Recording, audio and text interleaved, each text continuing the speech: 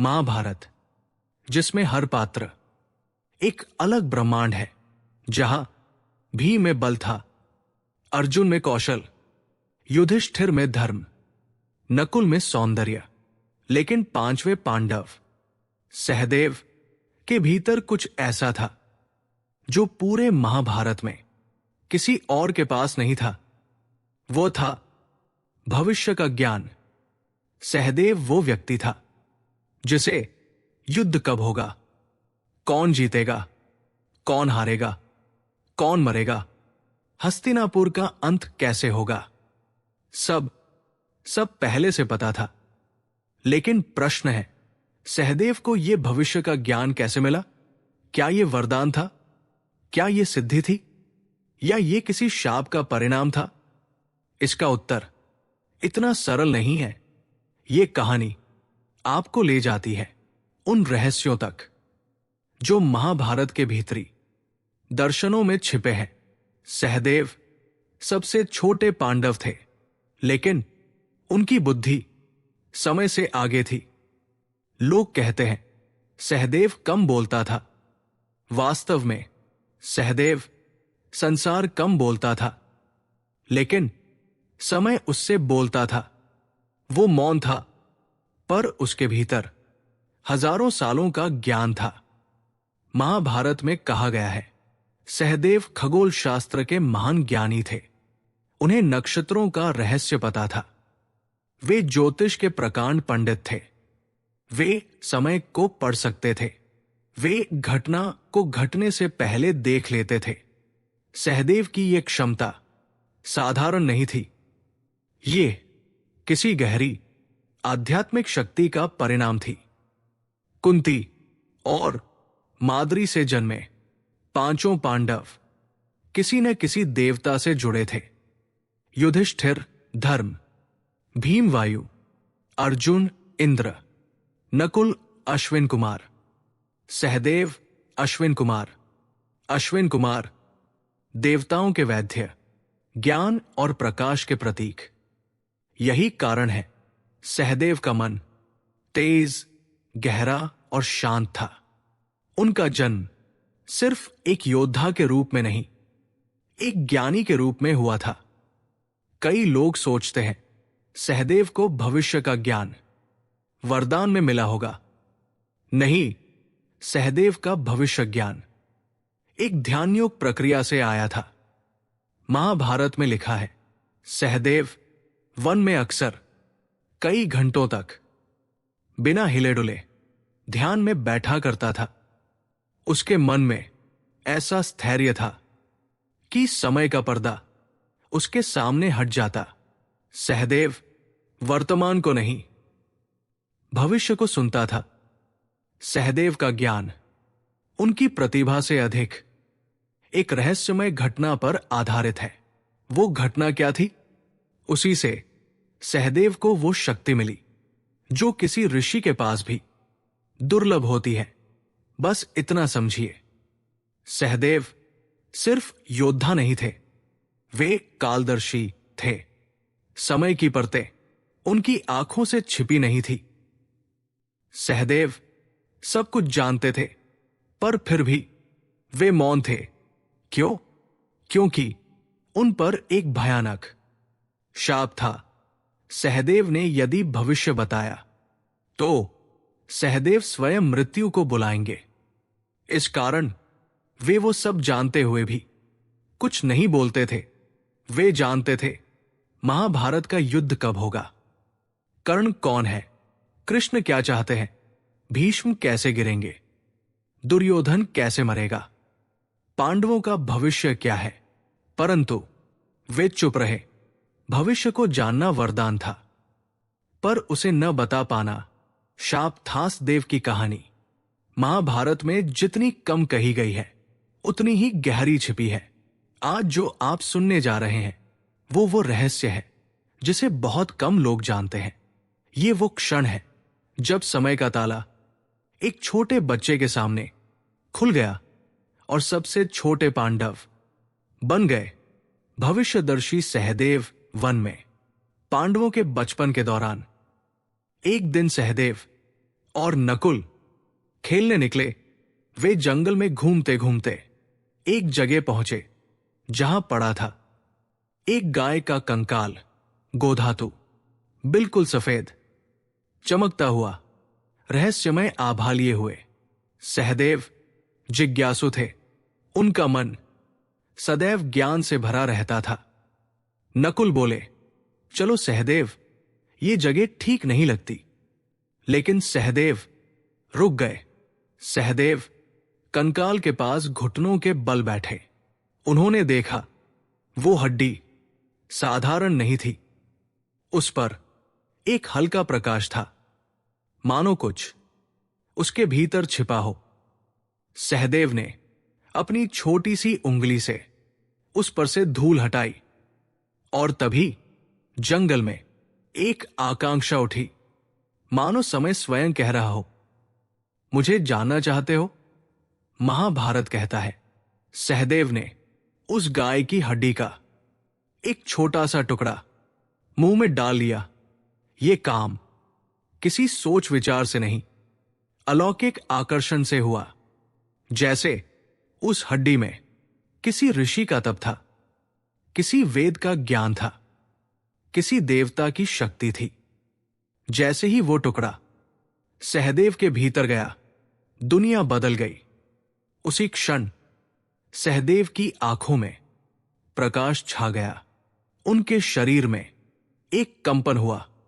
वे स्थिर खड़े रह गए और उनके सामने खुल गया हजारों वर्षों का इतिहास, द्वापर का पूरा भविष्य, कुरुक्षेत्र का युद्ध, कर्ण की मृत्यु, भीष्म का पतन, दुर्योधन का अंत, कृष्ण का त्याग, पांडवों का राज्यकाल, युधिष्ठिर का अंतिम मोक्ष।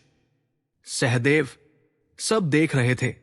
वे उसी क्षण कालज्ञानी बन गए। उन्होंने जन्म, मृत्यु, युद्ध, विनाश, सबका ज्ञान पा लिया। जो भविष्य बताएगा वो तुरंत मर जाएगा। जैसे ही सहदेव भविष्य में डूबे थे, उनके कानों में एक तेज, गहरी, आकाशीय आवाज आई, हे सहदेव, तुमने समय का ज्ञान पा लिया है, पर सुनो, यदि तुमने इसे किसी को बताया तो तुम्हें उसी क्षण मृत्यु मिल जाएगी। यह था भविष्य ज्ञान का शाप, भविष्य ज्ञान की कीमत, ज्ञान का बोझ। सहदेव कांप गए। उनकी आंखें आंसू से भर गई। सहदेव ने अपने हृदय में कहा, यदि सत्य मानवता का विनाश कर सकता है तो सहदेव मौन ही रहेगा। और तभी उन्होंने अपने ज्ञान का दरवाजा बंद कर दिया। लेकिन ज्ञान था भीतर, और वो ज्ञान उनकी आंखें हमेशा दिखाती थी। सहदेव जानते थे कि युद्ध होगा, कि भीष्म गिरेंगे, कि दुर्योधन बचेगा नहीं, कि कर्ण उनका भाई है, कि पांडव जीतेंगे, कि कृष्ण सभी का मार्गदर्शन करेंगे, कि अश्वत्थामा युद्ध के बाद भी विनाश करेगा, कि कौरव वंश समाप्त होगा, कि स्वयं पांडवों को भारी कष्ट मिलेंगे, कि द्रौपदी का अपमान होगा और युधिष्ठिर अकेले तप में बैठकर मोक्ष पाएंगे। लेकिन वे कुछ बोल नहीं सकते थे। ये उनका सबसे बड़ा डर था। भविष्य का ज्ञान वरदान नहीं, बोझ था। सहदेव को दुनिया देखने का ज्ञान मिला, लेकिन उसे बदलने की शक्ति नहीं। सहदेव का भविष्य ज्ञान इतना गहरा था कि वे युद्ध के हर क्षण को घटने से पहले देख लेते थे। वे जानते थे कि किस दिन कौन सी घटना घटेगी। वे जानते थे कौन जीवित बचेगा, कौन मृत्यु को प्राप्त होगा। लेकिन फिर भी सहदेव कुछ नहीं बोले। क्यों? क्योंकि उनके मौन के पीछे एक और रहस्य था। एक ऐसा रहस्य जो श्री कृष्ण से जुड़ा है। एक दिन वनवास के दौरान कृष्ण पांडवों से मिलने आए। सबसे पहले वे सहदेव के पास गए। सहदेव एक वृक्ष के नीचे ध्यान में बैठे थे। कृष्ण ने मुस्कुराते हुए पूछा, सहदेव, तुम्हारा मन हमेशा इतना शांत कैसे रहता है? सहदेव ने धीरे से उत्तर दिया, प्रभु, जब भविष्य सामने खड़ा हो तो वर्तमान बेचैन नहीं करता। कृष्ण अचानक मौन हो गए। उन्हें पता था सहदेव उन बातों को भी जानते हैं जिन्हें दुनिया का कोई भविष्यवक्ता नहीं जान सकता। कृष्ण ने धीरे से पूछा, सहदेव, क्या तुम्हें पता है युद्ध कैसा होगा? सहदेव ने आंखें खोली। उनकी आंखों में एक विचित्र चमक थी।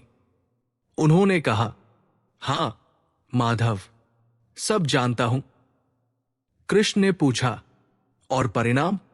सहदेव बोले, पांडव जीतेंगे, लेकिन उस जीत की कीमत इतनी भारी होगी कि जीतने का आनंद किसी के पास नहीं बचेगा। कृष्ण ने सिर झुका लिया, क्योंकि यह वही सत्य था जिसे वे स्वयं जानते थे। सहदेव बोले, युद्ध को रोका जा सकता है, पर युद्ध नहीं रुकेगा। कृष्ण ने पूछा, क्यों? सहदेव बोले, क्योंकि ये युद्ध मनुष्यों का नहीं है, समय का है। कृष्ण मुस्कुराए। उन्होंने कहा, सहदेव, तुम समय को समझ चुके हो। कृष्ण ने पूछा, सहदेव, यदि तुम ये सब जानते थे तो पांडवों को क्यों नहीं बताया? सहदेव ने गहरी सांस ली। उन्होंने कहा, क्योंकि मुझे पता है सत्य कभी कभी विनाश का कारण बन जाता है। फिर सहदेव बोले, यदि मैं भविष्य बता दूं तो घटनाएं अपने स्वाभाविक मार्ग से हट जाएंगी और यही सबसे बड़ा अधर्म होगा। कृष्ण ने कहा, सहदेव, तुम मौन रहकर वो कार्य कर रहे हो जो मेरे लिए भी कठिन है। सहदेव बोले, माधव, जब मैंने बच्चा होते ही उस गाय के कंकाल का एक टुकड़ा खाया, तभी मैंने अपने जन्म से पहले भी सब देखा। कृष्ण ने पूछा, क्या देखा था? सहदेव बोले, कौन पांडव होगा, कौन कौरव होगा, कौन किस दिन जन्म लेगा, कौन किस दिन मरेगा, सब। कृष्ण बोले, और तुमने इन सब का बोझ अकेले उठाया? सहदेव ने मुस्कुराकर कहा, प्रभु, जिसे भविष्य दिखे उसकी नियति अकेलापन ही होती है। सहदेव ने कहा, मैं अपने जीवन का हर क्षण पहले से जानता हूं। कृष्ण ने पूछा, अंत भी? सहदेव बोले, हां प्रभु, अंत भी। कृष्ण मौन रहे, क्योंकि सहदेव का दर्द गहरा था। भविष्य देखने की क्षमता उतनी सुंदर नहीं होती जितनी लगती है। कभी कभी ये एक ऐसा बोझ है जो आत्मा को धीरे धीरे खा जाता है। एक मौन ऋषि थे। कृष्ण बोले, सहदेव, तुम ऋषि हो? सहदेव बोले, नहीं प्रभु, मैं केवल आपका एक मौन सेवक हूं। कृष्ण मुस्कुराए और उनकी आंखों से एक आंसू गिर पड़ा। सहदेव सबसे मौन पांडव थे, परंतु जब वे बोलते थे तो उनके शब्द समय के आदेश की तरह होते थे। युद्ध शुरू होने वाला था। दो साम्राज्य टकराव के लिए खड़े थे। उसी समय एक घटना घटी जिससे दुर्योधन भी पहली बार कंपित हो गया। युद्ध जीतने का तरीका बताओ। महाभारत में वर्णन आता है, एक दिन गुरु द्रोण, भीष्म, कृपाचार्य और युद्धस्भा के बीच दुर्योधन ने कहा, सहदेव भविष्य जानता है। सब मौन हो गए। दुर्योधन बोला, उसे बुलाओ। और सहदेव को सभा में लाया गया। दुर्योधन ने पूछा, सहदेव, पांडवों को छोड़कर। मेरा उत्तर दो, मुझे ये युद्ध कैसे जीतना चाहिए? पूरा राज दरबार सन्न हो गया। सहदेव चुप रहे। दुर्योधन चिल्लाया, तुम जानते हो। बोलो, सहदेव ने धीरे से कहा। दुर्योधन, मैं सत्य बताऊंगा, चाहे वह किसी को भी पसंद ना आए। अधर्म जीत नहीं सकता। सहदेव बोले, यदि तुम्हें युद्ध जीतना है तो अधर्म छोड़ दो, पांडवों को उनका राज्य दे दो। दुर्योधन तिलमिला उठा, कभी नहीं। सहदेव बोले, तो फिर सुनो, तुम हारोगे और कुरुवंश का संहार होगा। महाभारत में यह दृश्य इतिहास का सबसे साहसी क्षण है। एक छोटा पांडव पूरे साम्राज्य को सीधे चेतावनी दे रहा था। राजमहल को हिला दिया। दुर्योधन ने कहा, अगर पांडव पक्ष जीतता है तो बताओ, कौन मरेगा, कौन बचेगा? सबने सोचा सहदेव चुप रहेंगे, लेकिन सहदेव ने कहा, मैं सब बताऊंगा। सभा में सन्नाटा फैल गया। सहदेव बोले, भीष्म शरशय्या पर गिरेंगे, द्रोण शोक से मरेंगे, कर्ण अपने वचन के कारण मृत्यु पाएगा, दुर्योधन गदा के वार से गिर पड़ेगा, अर्जुन जयद्रथ को सूर्यास्त से पहले मार देगा, अश्वत्थामा अमर रहेगा लेकिन भय का प्रतीक बन जाएगा। हर शब्द सभा को काटता जा रहा था। सहदेव की भविष्यवाणी इतनी सटीक थी कि दुर्योधन की सांसें थम गई। वो चिल्लाया, इस बालक को मार दो। सभा में कर्ण खड़ा हुआ। दुर्योधन, सहदेव सत्य बोल रहा है, सत्य को मारना संभव नहीं। कर्ण पहली बार सहदेव के पक्ष में खड़ा था। क्यों? क्योंकि कर्ण समझ गया था कि सहदेव का ज्ञान चमत्कार नहीं, दिव्य सत्य है। दुर्योधन ने गुस्से में कहा, जाओ सहदेव, मैं अपना भाग्य स्वयं लिखूंगा। सहदेव मुस्कुराए, भाग्य लिखा नहीं जाता, पढ़ा जाता है, और मैंने पढ़ लिया है। सहदेव कृष्ण के साथ बैठकर पांडवों को बता रहे थे। भीम ने पूछा, सहदेव, आग में घी डालने जैसा एक प्रश्न है। सहदेव बोले, पूछिए। भीम ने कहा, क्या कोई पांडव युद्ध में मरेगा? सहदेव मौन हो गए। उन्होंने सभी भाइयों की ओर देखा, फिर कहा, हम पांचों में से कोई नहीं मरेगा, लेकिन हम पांचों युद्ध के बाद कभी पहले जैसे नहीं रहेंगे। युद्ध जीतकर भी पांडव टूटने वाले थे। ये सुनकर युधिष्ठिर की आंखें भर आई। कृष्ण बोले, सहदेव ने सत्य कहा है। सहदेव ने कर्ण की मृत्यु से पहले एक वाक्य कहा था, कर्ण, तुम हमारे बड़े भाई हो, और आज मैं तुम्हें चेतावनी नहीं दे रहा, तुम्हें विदा दे रहा हूं। कर्ण चौंक गया था, क्योंकि सहदेव उस रहस्य को भी जानता था जिसे दुनिया में किसी और ने नहीं जाना था। कर्ण का जन्म सत्य, कर्ण का अभिशाप, कर्ण का अंत, सहदेव सब पहले से जानता था। सहदेव भविष्य को जानने वाले महाभारत के एकमात्र व्यक्ति थे, लेकिन उन्होंने वो ज्ञान एक बोझ की तरह अपने भीतर रखा। युद्ध समाप्त हुआ। कुरुक्षेत्र का मैदान अब शांत था, परंतु सहदेव का मन शांत नहीं था। क्यों? क्योंकि उनका भविष्य ज्ञान उन्हें एक ऐसे मार्ग पर ले गया जहां उनका अंत भी पूर्व निर्धारित था। युद्ध समाप्त होने के बाद पांडव राज सिंहासन पर बैठे, अश्वमेध यज्ञ हुआ, राज्य समृद्ध हुआ। लेकिन सहदेव वो वैसे नहीं रहे। युधिष्ठिर ने पूछा, सहदेव तुम इतने मौन क्यों हो? सहदेव ने कहा, भैया युद्ध तो अभी समाप्त हुआ है, लेकिन उसका दर्द आने वाली पीढ़ियों में रहेगा। सहदेव जानते थे महाभारत की जीत कभी जीत नहीं थी। एक शाम सहदेव गहरे ध्यान में बैठे थे। कृष्ण अचानक प्रकट हुए।